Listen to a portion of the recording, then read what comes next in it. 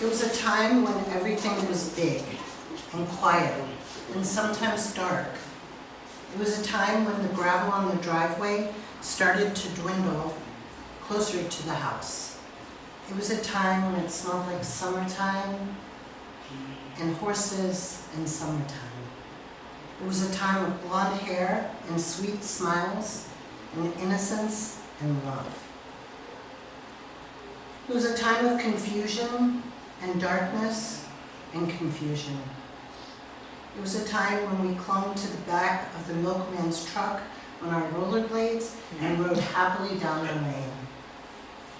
It was a time when we walked through the woods and across the fields, hurrying to make it back before dark.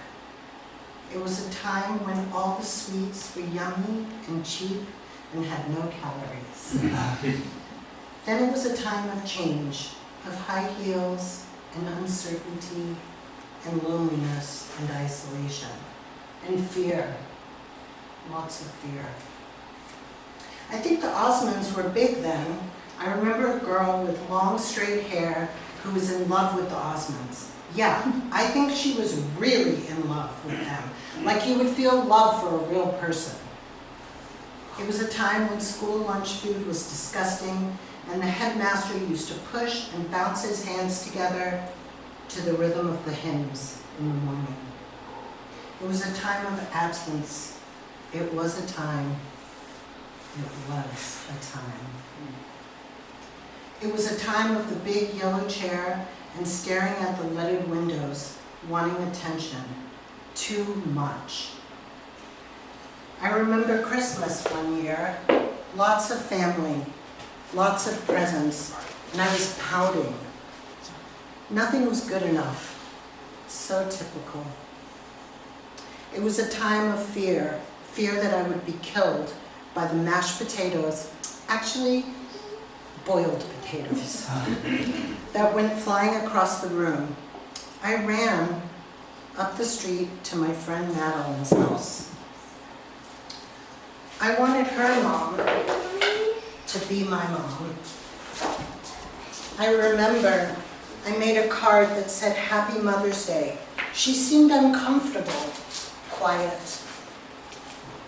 I wonder what she was thinking. It was a time that I don't remember very well, where time flows in and out of each other.